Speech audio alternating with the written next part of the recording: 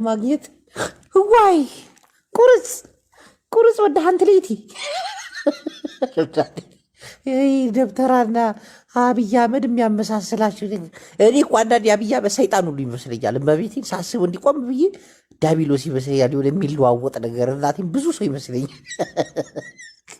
አንድ ችግኝ ቦታ ታገኘዋለህ፣ ውትድርና ቦታ ታገኘዋለህ፣ ሬንጀር ለብሶ ታገኘዋለህ። በቃ እንደማ እናቴን አብይ አህመድማ ብዙ ናቸው፣ በጣም ብዙ ናቸው። አብይ አህመድ ዘይርከቡ ቦታ የላቸውም። በቃ ከፈለግና ኤርትራ ልብስ አንዳንዴ ይለብሳሉ። ኢሳያስ አፈወርቄ ቁጭ ራሳቸው መልበሳቸው በቃ ቆራጣ ልብስ ይለብሳሉ። ይሄ እጅጌ የሌለው ሱፍ ነው፣ እጅጌው ላይ ቆራጣ ይለብሳሉ። ነጠላ ጫማ ይለብሳሉ። አብይ አህመድ ዋይ ለማይገቡበት ቦታ የላቸው። አሁን እዚህ ቄስ ላይ ሳመሳስላቸው አንዴ ምንም ልዩነት እኮ የላቸውም። ወይ አብይ አህመድ እኔ እኮ መጀመሪያውንም ጠርጥዬ ነበር። ይሄ ሰውዬ ብዙ ነው። ያ የኦሮሞ አክቲቪስት እኮ አብዮት ነው ስሙ ያለው እኮ የሆነ አብይን የሚመስል ሰው አይቶ ነው እንጂ አብይ ራሱ አይደለም። አብይ አህመድ ሙስጠፋ ከድር አልዓሊ ሸክ እንዴት ብሎ ይሆናል? እንዴት አይሆንም እኮ አብይ አህመድም አይሆን የተደበቀ ማንነትም አለው። መቤቴን እንደ ሩሲያው መንግስት የሩሲያው መንግስት ፑቲን ሂዱና ከዛ በኋላ የሚያውቁት ነገር የለም አሉ። ፑቲካ ይሉታል አሉ። በቃ የሆነ ሰዓት ላይ ከዛ ከየት መጣ ማን ነው አሜሪካዊ ነው ጀርመን አይታወቅም አሉ። አብይ አህመድም ኦሮሞ ይሁን ትግሬ ይሁን አማራ ይሁን የሚያቀሱ የለም አሉ። በቃ አብይ አህመድ አልሙስጠፋ ሰኢድ አብዱልቃድር ሼክ ሰኢድ ቢቢሲ ሲያቀርበው እኮ በስዋብ አጽድቶ ነው የሚያቀርበው። ብስሚላህ ራህማን ራሂም አኽባር البيبيሲ الساعة 8:30 الأخبار المستعجل الرئيس الإثيوبي أبي أحمد المصطفى የአረብ ጣቢያማ ተመችቶታል አባቴ። የአብይ አህመድና የጀዋር መሐመድ ስም አረቦች ደስታቸውን እኮ ነው የገለጹት። አብይ ሙስሊም እንዲሁ ሙስሊም አብይ አህመድ ሙስሊም ለመጀመሪያ ጊዜ ኢትዮጵያን ሙስሊም አስተዳድራት። ግን ኢትዮጵያን መቼ ነው ሙስሊም ያስተዳድራት ይሁን? እኔ ጥያቄ ላይ ይራዲቱ ሙስሊም እኮ ችግር አለበት። አሁን ስልጣን ላይ ቢወጣ ሐራም ይላል። በቃ ከአሜሪካ ተበደር ብትለው ሐራም ያ ተቁላ ሐራም ይላል። በቃ በራብ ይጨርሱን ነበር።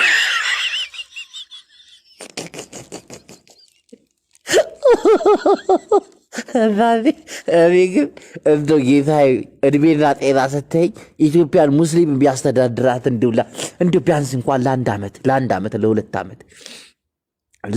ለሁለት ዓመት እናቴን ሙሉ ስሙ በቃ መሐመድ ሰኢድ አብዱልቃድር ሼክ ሙስጠፋ የሚባል በቃ እናቴን ጽድት ያለ በቃ አልሐምዱሊላህ ረቢል ዓለሚን ብሎ የሚጀምር ፓርላማ ሲከፍት ቢስሚላ ብሎ የሚከፍት እናቴን እስቲ እንሞክረው።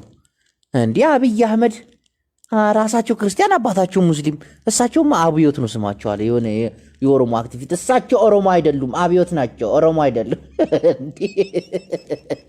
ትቀልዳለህ። እንዲህ አይነት ጽድት ያለ አማርኛ እያወራ ኦሮሞ እንዲሆን ልትፈልጋለህ? እነለማ እኮ ሻሻ የተጫወቱት እኮ በኦሮሞ ህዝብ ላይ እሱ አማራላል። ኦሮምኛ የተናገረ ሁሉ ኦሮሞ ነው ብለህ ማሰብ ትንሽ ይከብዳል። አብይ አህመድማ እናቴን ድብቅ የሆነ ሴራ አለበት ከጀርባው። እኔ ፍጹም የማይመችኝ ሰው ቢኖር እሱ ፍጹም። እኔ አንዳንዴ ሳስቡ እናቴን ዝምድና ሁሉ ይኖራቸዋል። የመንግስቱ ኃይለማርያም ነው እሱም ደርግ ፕሬዝዳንት ጠቅላይ ሚኒስትር ምናምን። ሰሞኑን ደግሞ በቃ ልምዓት አረንጓዴ ኢትዮጵያ አረንጓዴ ቀን ህዝቡ ጫት እየበላ አረንጓዴ ነው የሚያራው። እንደገና ደግሞ አረንጓዴ ነገር ተተክሎለት እኔ እኮ አንዳንዴ የዚህ መንግስት ጉዳይ ግራ ይገባኛል። ጫት አረንጓዴ አይደል እንዴ? በየሄዱበት ጫት እያቃጠሉ አረንጓዴ ልምዓት። አብይ አህመድ ግን የሆነ ችግርም አለባቸው። ናይ በሐቂ ችግር አለባቸው። እኔ ቆጣጣው ብየሳቸው ችግር አለባቸው። ግን ኢትዮጵያ ቀርባለች። አሁን በሙስሊም ልትተዳደር ትንሽ ነው የቀራት። እናቴን ትንሽ ቀርተዋታል። አሁን ለምሳሌ ደመቀ መኮንን ነው ምናምን ሙስሊም ነው አሉ። ግን ስሙ የሙስሊም አይደለም። ስልጣን ላይ እንዲወጣም አልፈልግም። እሱ ሰው እኔ በቃ አህመድ ሰኢድ ሙስጠፋ ሼክ ከድር ምናምን የሚባል ሰው ስልጣን ላይ እንዲወጣ ነው የምፈልገው። በቃ ሙስሊም ያስተዳድር እስቲ ኢትዮጵያን ሙስሊም ያስተዳድራት። እንዲህ አሁን አብይ አህመድ ቀርበዋል። አህመድን አጥፍ ቢጠሩ በአህመድ ጠሩ ነበር። አብይን ትተው አህመድ ግን አብዮት ገብረ ማርያም ገብረ ጻድቅ እኮ ነው ትክክለኛ ሰው።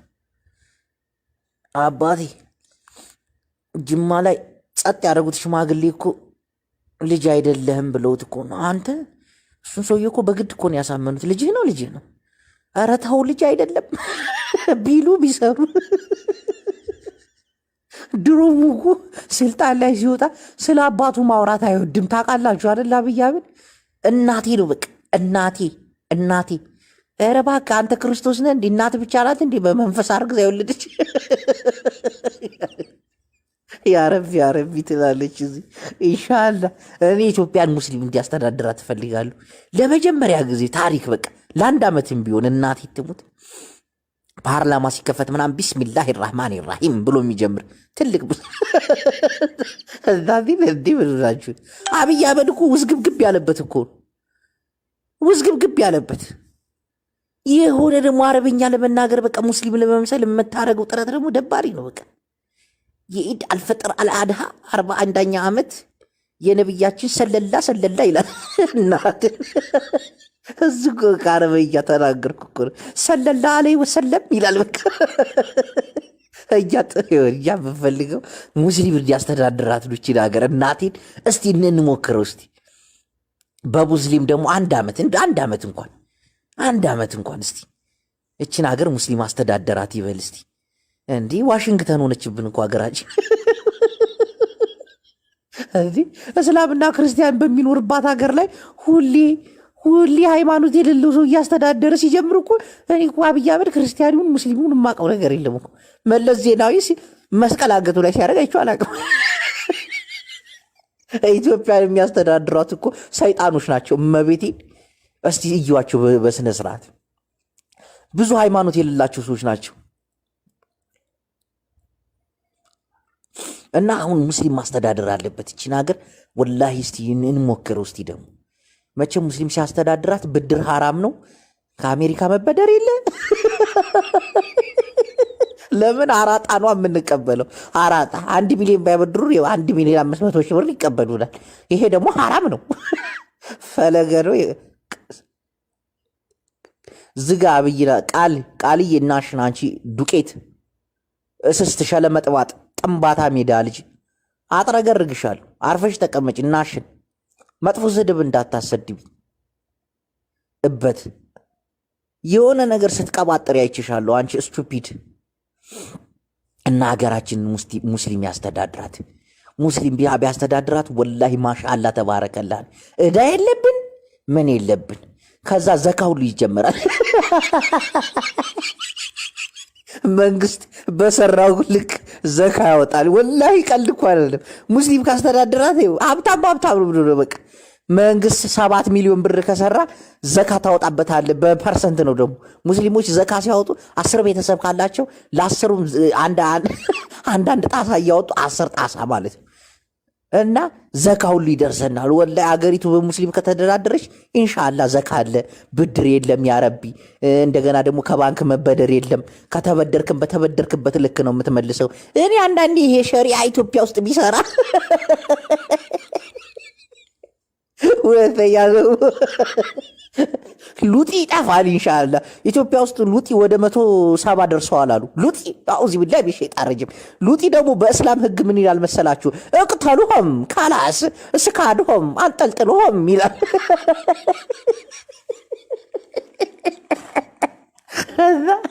ሀገራችን በሙስሊም ትተዳደር ፕሊዝ። አይ ካን ሄልፕ። ተርቦ የሚያድር ሰው አይኖርም። እንዲያ ሙስሊም ከገዛትም አይሆንም። እናቴ ሙስሊም መሰለሽ እኔ የምወድላቸው ብዙ ባህሪ አለ። አሁን ለምሳሌ ይሄን ቂጡን የማይታጠብ ህዝብ እንዲታጠብ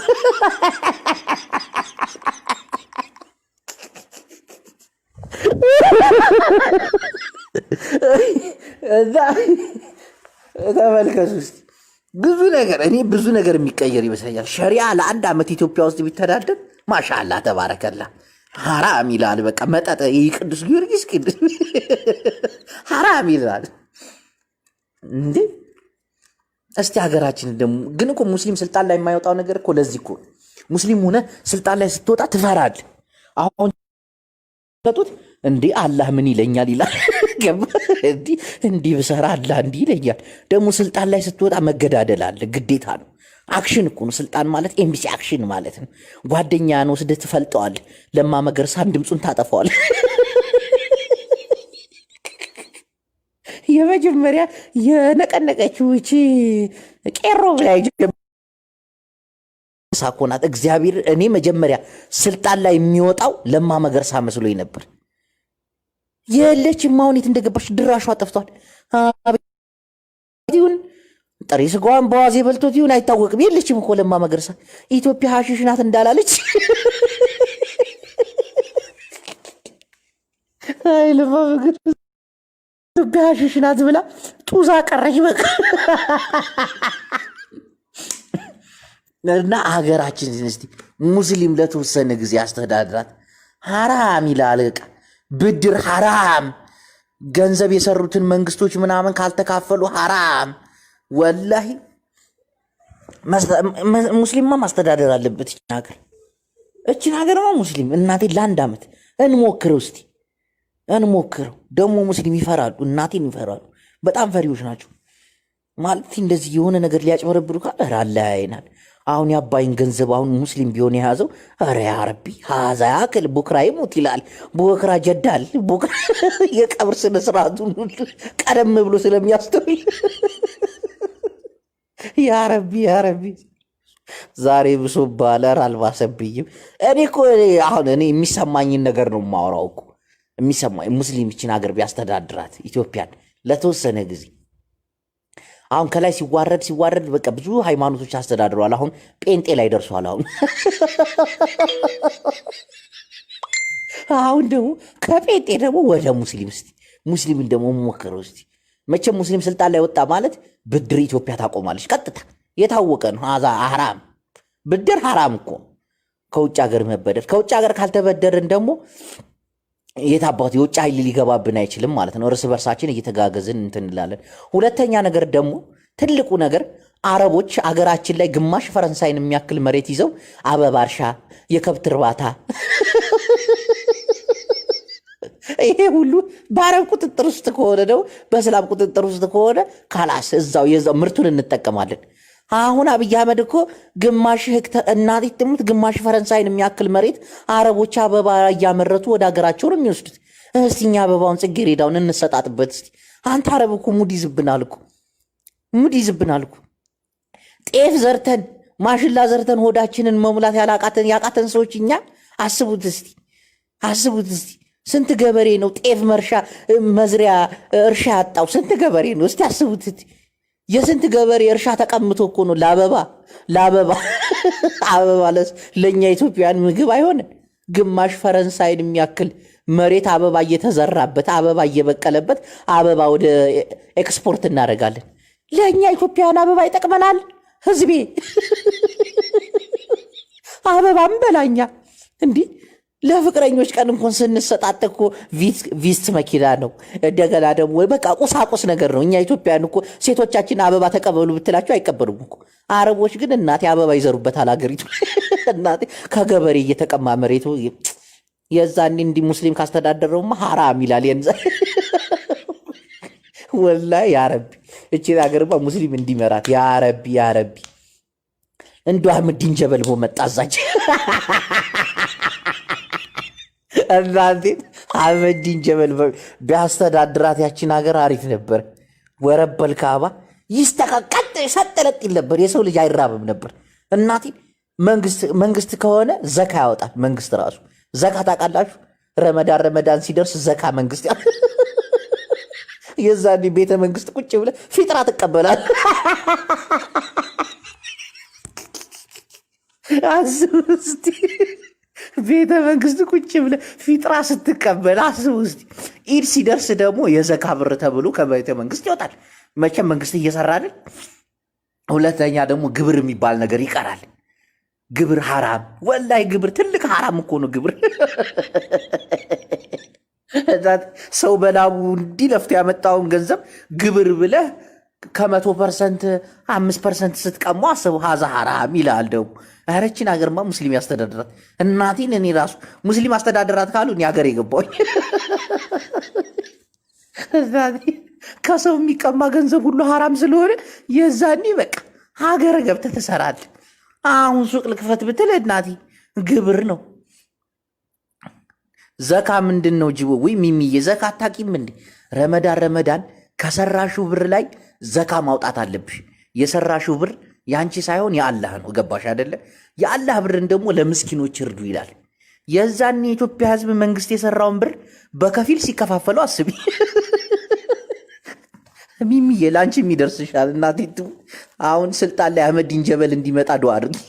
ጀዋር ሙስጠፋ እንኳን የጀዋር አህመድ የሚሉት ይሄ ጀዋር እንኳን ጥቅም የለውም። ጀዋር ሙሽኪላ ነው። እሱ የፖለቲካ ሳይንስ ተማርኩኝ፣ አሜሪካ ሄድኩኝ፣ ቁርአን ስላልቀረ አስቸጋሪ ነው። ጀዋር እኮ አንድ ጁዝ ብቻ ነው የቀረው አሉ እኮ። ከዛ በኋላ አልቀራም። አውቆ ነው የሚጾመው አሉ። ጀዋርማ ስልጣን ላይ መውጣት የለበትም። ከወጣ ይቀር አህመዲን ጀበል፣ ወላሂ አህመዲን ጀበል። ሌላ ሰው አልፈልግም። ባይሆን ራሃት ሆናለህ በቃ። እንግዲህ ጫት የሚተከልልሃል። የዛኒ ጫት ራሱ እኮ አንድ አረንጓዴ የተከል እኮ ነው። ጫት እያጠፉ ባህር ዛፍ መትከል። የሰው ልጅ ባህር ዛፍ የሚጠቀመው እኮ ሲታመም እኮ ነው። ይህን ህዝብ ለበሽታ ጋብዛችሁት እኮ ነው። እኔ ሰው ምች ሲመታው ነው ባህር ዛፍ የሚታጠነው። ከዛ ውጭ ባህር ዛፍ ጥቅሙ ምን እንደሆነ አላውቅም። ለማገዶ ነው።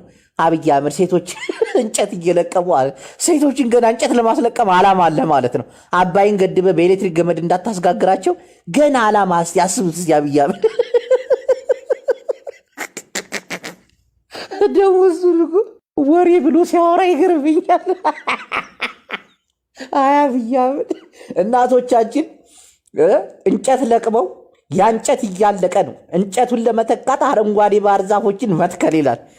ሰውን ገና እንጨት አስለቅመ በማገዶ እንጨት ልታስጋግረው አላማ እኮ እስካሁን ባህልን ያለቀቀ ነው። ገድበ እናቶቻችን በኤሌክትሪክ ገመድ በየገጠሩ ገብቶላቸው ቢጋግሩ ብለህ ብታስብ እንዴ! ጭራሽ ባህር ዛፍ ተክለን እናቶቻችን ማገዶ እንጨት ይሰበስባሉ ምናምን። አብይ አህመድ እንደላይ ጭንቅላት ያለ አንተ ወርደህ አህመዲን ጀበል ይምጣልን። እኔ እናቴቱም ከዛሬ ጀምሮ አህመዲን ጀበል ስልጣን ላይ ጀበል ያረቢ አጢ አህመዲን ጀበል ረኢስ አጢ ያረቢ ማፊ ሸይ ኩሉ ሸይ እንደክ ያረቢ አጢ አህመዲን ጀበል ረኢስ ኢትዮጵያ ኢንሻአላህ ያረቢ። እስቲ አሚን በሉ እናታችሁ ዳው ለትንሽ ቀን ባረገው። አዎ እናቴ ለአንድ ዓመት ቢያስተዳድሩና ብናየው እንዲህ ሁሉንም ማየነው። በቃ ማግበስበስ ነው የሰው ብር። ቀረጽ ክፈል ምናምን መኪና እንኳን ለማስገባት የምንከፍለው ቀረጽ ነው እንዲህ አገር ላይ ገብቶ ለሚሽከረከር መኪና፣ ህዝቡን ለምጠቅምበት መኪና ቀረጽ የምንከፍተው የት እየለሊኩ። አሁን እዚህ ሀገር አሁን እኔ መኪና ልግዛ ብል ነገ ጧት እገዛለሁ። ነገ ጧት ገዛሁትና ሀገር ለማስገባት ደግሞ እጥፍ የመኪናውን የገዛሁትን ያክል ብር ማውጣት አለብን። አስቡት እስቲ።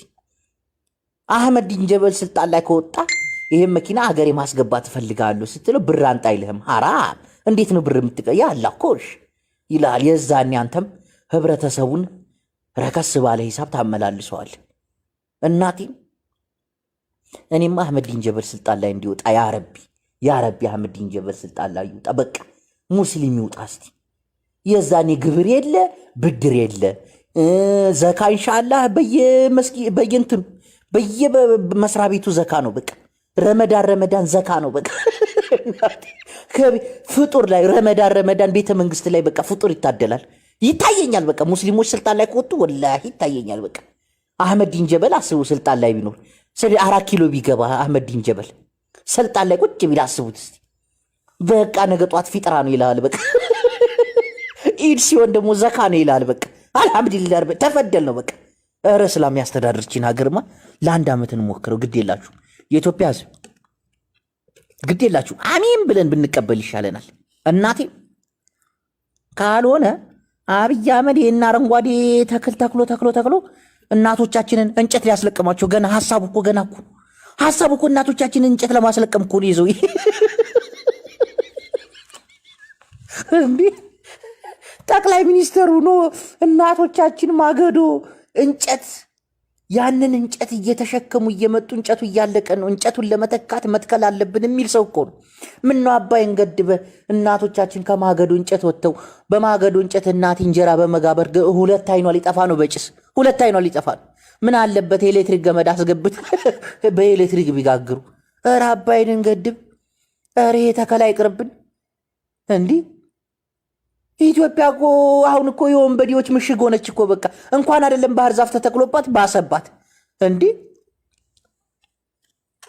ተው እንጂ ኦሮሚያ ክልል ጫካ ስለሆነ አይደል እንዴ ሸኔ ኦነግ የምትለው መሽጎ ጭራሽ አዲስ አበባ ውስጥ አሁን ጫካ ፈጥረህብን ምሽግ የአዲስ አበባ ወጣት ክላሽንኮቭ ይዞ እንጦጦ ጫካ ላይ ይውጣ እንዲህ። ኧረ ተው በእናታችሁ እናስብ። ሙስሊም ነው አሁን እኛ ኢትዮጵያውያን የሚያስፈልገን። እናቴን አህመዲን ጀበል ነው ስልጣን ላይ አህመዲን ጀበል ይወጣል። የዛኔ ቀረጽ የለ ብድር የለ። መበደር ራሱ ሐራም ነው ከተበደርሽ በጥፍ ስለምትከፊ። ይሄ ደግሞ ማሬት ይሉታል። ማሬት ደግሞ ሐራም ነው። እናንተን አራጣ በዳሪዎች እኮ ጀነት አይገቡም ይላል መጣፉ ላይ፣ ጀሃነም ነው የሚገቡት ይላል። እንግዲህ አስቡ እስቲ እኛ ኢትዮጵያውያን አራጣ ተበድረን መለስ ዜናዊ የተበደረውን አይደል እንዴ? ይኸው አብይ የመሳሰሉ 10 ፕሬዝዳንት ቢመጡ መክፈል አይችሉም፣ አቅም የላቸው። እኛ ኢትዮጵያን የተበደርነው ብር እኮ ግማሽ ኢትዮጵያን ተሽጦ እንኳን ግማሽ ኢትዮጵያ ተሽጣ እኮ አትከፍሉ። ይህን ኦሮሚያ ክልል ጠቅላላ ሽጠ እንኳን እንደ ኢትዮጵያ መቼም በቆዳ ስፋት ኦሮሚያ ክልል ሰፋ ይላል። እሱን ሽጠ ማትከፍለው ዕዳ እኮ ነው ያለብን እኛ ኢትዮጵያውያን። ለምን ይሄን አራጣ ተቀብለው እሱ ከመውለድ አያልፍም። እነዚህ ፈረንጆች ቁጭ ብለው ያስወልዱታል። አሁን ተመልከቱ ዕዳ በዳንን ሀገራችንን ሽጠን ማንከፍለው ዕዳ እግዚአብሔር። አሁን አህመዲን ጀበል ይምጣ። አህመዲን ጀበል ከመጣ ኢንሻአላህ ይሄ ብድር የሚባለው ይቆማል። ሁለተኛ ነገር ደግሞ የሰው ልጅ በላቡ ሰርቶ ግሮ ጥሮ ሱቅ ቤት ያለው መጠጥ ቤት ያለው መጠጥ እንኳን ሐራም ነው ኢንሻአላህ። አይ እሱ ጋር እንኳን እኔም ተቃውሟለሁ ኢንሻአላህ ማለት እንደ እህል እስከሆነ ድረስ እንደ ሐራም የሚለው ቃል ትንሽ ደግሞ ችግሩ ሐራም ነው። አይ ችኮራት የምትደብረኝ